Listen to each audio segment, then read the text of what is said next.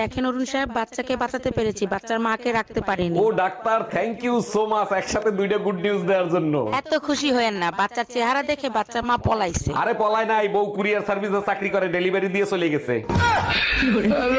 জানেন ভাবি, তিনতলা রুমই আছে না, সে তার খালাতো ভাইয়ের সাথে পলাই গেছে। এই ফোনে এই ধরনের কথা কেউ জোরে জোরে বলে, আস্তে আস্তে বলা যায় না? তুমি চুপ করো, এর থেকে আস্তে আস্তে কিভাবে কথা বলবো? যেভাবে আমার মায়ের বদনাম তোমার মায়ের কাছে করো সেইভাবে। কি রে, ঈদের দিন পুলিশে ফিটাইলো কত রে? আচ্ছা তুই ক, ঈদের দিন বললোকে কোলাকুলি করা কি অন্যায়? অন্যায় না, কিন্তু বউলোকে কোলাকুলি করলে পুলিশে ফিটাইবো কে? ওই পুলিশের বললোকেই কোলাকুলি করতেছিলাম, পুলিশে দেখে ফেলাইছে। কপাল ভালো তোরে ক্রস ফায়ার করে নাই। এই তোমার এক সপ্তাহ ধরে মাথা ব্যথা করতেছে, চলো এমআরআই করে নিয়ে আসি। এমআরআই করতে কত টাকা লাগবে? 8-10 হাজার টাকা লাগবে। ওই টাকাটা আমারে দাও, মার্কেটে একটা শাড়ি দেখছি, ওইটা কিনে নিয়ে আসি। আর তোমার মাথা ব্যথার কি হবে? মাথা ব্যথা তো ওই শাড়ির জন্যই করতেছে। हम इसका पति है, हमको सिर्फ फांसी का सजा चाहिए। শোনো না, তোমাকে না আমার অনেক ভালো লাগে, আই লাভ ইউ। এগুলো পুরাতন হয়ে গেছে, নতুন কিছু বলো যা শোনার সাথে সাথে আই লাভ ইউ টু বলবো। আমি তোমার বমি বমি হওয়ার কারণ হতে চাই। बाबू ভাবি, আমার জন্য একটা মেয়ে দেখেন তো, প্রেম করব। কিরকম মেয়ে লাগবে বলেন, খুঁজে দেব। এমন একটা মেয়ে দেখবেন যার মন ভেঙে গেছে, বেঁচে থাকার কোনো ইচ্ছাই নাই। সত্যি আপনি অনেক বড় মনের মানুষ, এরকম মেয়ে কেন খুঁজতেছেন? যার বেঁচে থাকার ইচ্ছা নাই, তার কিডনি বেঁচে আইফোন কিনবো। এই এতক্ষণ লাগলো কেন? ডাক্তার দেখাইতে গেছিলা না আইসিইউতে ভর্তি হইতে গেছিলা? ডাক্তার দেখায় ব্যথার ওষুধ কিনে বাসায় আসতে তো একটু দেরি হবেই। ও আচ্ছা, তোমার মাথা ব্যথার কথা কিছু বলছো? হ্যাঁ, তোমার কথাও বলছিলাম, ডাক্তার বলছে পাগলের চিকিৎসা সে করে না। এই কি বললা তুমি? Bye bye, tata, good bye. এই কই তুমি শিগগিরই পিছনে দরজা দিয়ে বের হয়ে যাও, তোমার অফিসের বস আসতেছে। বলো কি, তাই নাকি? তাইলে তুমি তাড়াতাড়ি খাটের তলে লুকাও। আমি কেন লুকাবো? তুমি না তোমার মার অসুখের কথা বলে 7 দিনে ছুটি আনছো। আরে না, বউ মারা গেছে সেই কথা বলে ছুটি আনছি। Bye bye, tata, good bye.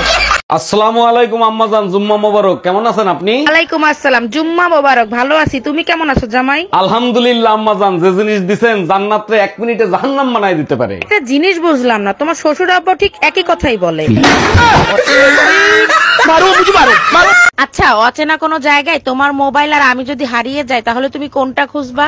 অবশ্যই মোবাইল আগে খুঁজবো। আমি জানতাম মোবাইলই খুঁজবা, কারণ আমার থেকে তুমি মোবাইলকেই বেশি ভালোবাসো। ভালো আমি তোমাকেই বাসি, থানায় ফোন দিতে হবে না তোমাকে খোঁজার জন্য। ওরে আমার সোনা, তুমি আমারে এত ভালোবাসো।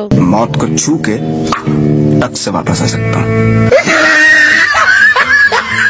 টুম্পা, তোর নাকি 1 মিলিয়ন হয়ে গেছে, তাহলে তো তুই সেলিব্রিটি হয়ে গেলি। আমি নিজেকে কখনো সেলিব্রিটি মনে করি না, আর আমার 1 মিলিয়ন হয়েছে তাতে তোর কি? কেমনে হইলো? তোর ভিডিও তো ফর ইউতে দেখি না। কেমনে দেখবি? তোর খাইসলতার কারণে তোর 6 মাস আগেই ব্লক মারছি।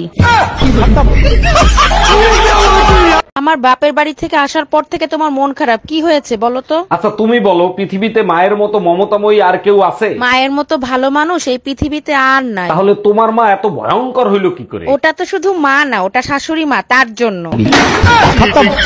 Bye bye, tata. শোনো, আমি মরে গেলে আমার কবর শুকানোর আগ পর্যন্ত তুমি বিয়ে করবা না। তুমি একদম টেনশন করো না, তুমি মারা গেলে তার পরের দিনই আমি তোমার কবর পাকা করে বান্ধায় দেবো। এখন আমি মরেও শান্তি পাবো, তুমি আমাকে এত ভালোবাসো। আরে না, কবর শুকানো পর্যন্ত অপেক্ষা করবে কিডা?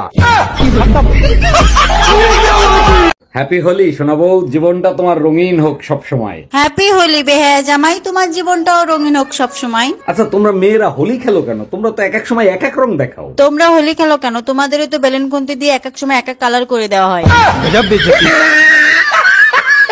হ্যাপি বার্থডে আমার লক্ষ্মী মিষ্টি শোনাবো। এই যে বেহায়া জামাই, আমার জন্মদিনে তুমি কি উপহার দিবা? ওরে আমার শোনাবো, বলো এবার জন্মদিনে তুমি কি চাও? দামি উপহার আমি চাই না, তুমি কম দামের একটা আইফোন দিও। Bye bye, tata. জানো শিলা, পাশের বাসার ভাবি মনে হয় আমার প্রেমে পড়ে গেছে। তাই নাকি? তা তুমি কি করে বুঝলা যে তোমার প্রেমে পড়ে গেছে? কারণ সে যখনই আমাকে দেখে মুসকি মুসকি আসে। আরে তার জন্য না, উনার ঘরে একটা বান্দরের ছবি আছে, সেই ছবির সাথে তোমার মিল আছে। আরে অরুণদা, শুনলাম আপনি নাকি আবার চাকা খাইছেন। আর ভাবি বললেন না, মেয়ে জাত সাংঘাতিক, মেয়েদের পাল্লায় পড়া যাবে না। তারপরেও তো 2 দিন পর পর চাকা খান, এত চাকা খান আপনার মন ভাঙে না? মন ভাঙার প্রশ্নই আসে না, কারণ আমার মনে তো গরিলা গ্লাস লাগানো আছে। নেক্সট পেশেন্ট কে আছেন? তাড়াতাড়ি আসেন। ডাক্তার, আমার হাজবেন্ডের কি অবস্থা? উনি বাঁচবে তো? আমি খুব টেনশনে আছি। দেখেন, আপনি একদম টেনশন করবেন না, অপারেশন করলে আপনার হাজবেন্ড একদম ঠিক হয়ে যাবে। ওইটাই তো বড় টেনশন, আমার হাজবেন্ডের নামে 1 কোটি টাকা লাইফ ইন্সুরেন্স করা আছে।